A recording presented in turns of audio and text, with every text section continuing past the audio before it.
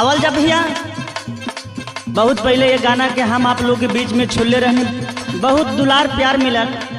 वही गाना के हम फिर ही नया अंदाज में छोड़त तानी। हमके आशा ना विश्वास बा कि बहुत दुलार प्यार मिली। आवल जा कैसे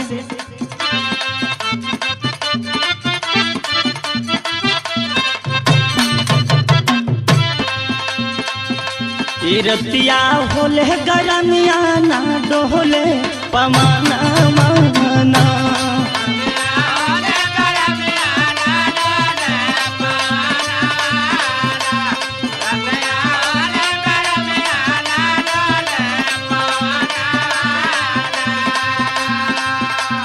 रतिया होले गरमिया ना डोले पमाना माना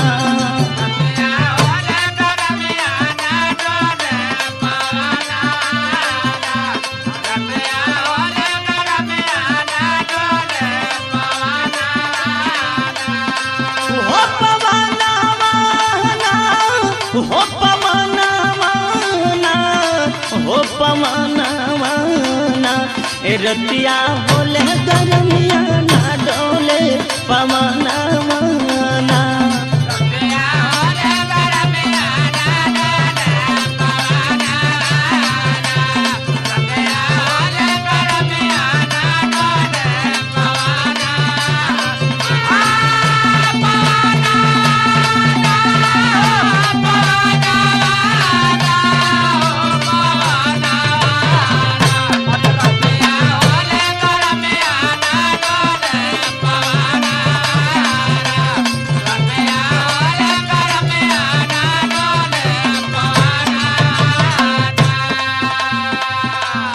एक गरमी के मारे सैया सूतले दुआरे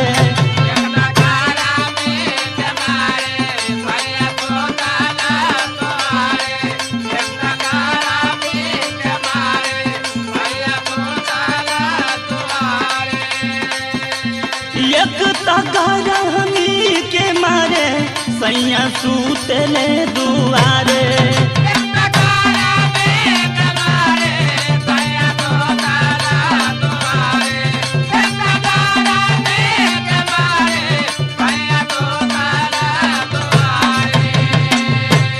एक गरमी के मारे सैया सूतले दुआरे अब तह सास ननदिया मारेली मेहाना माना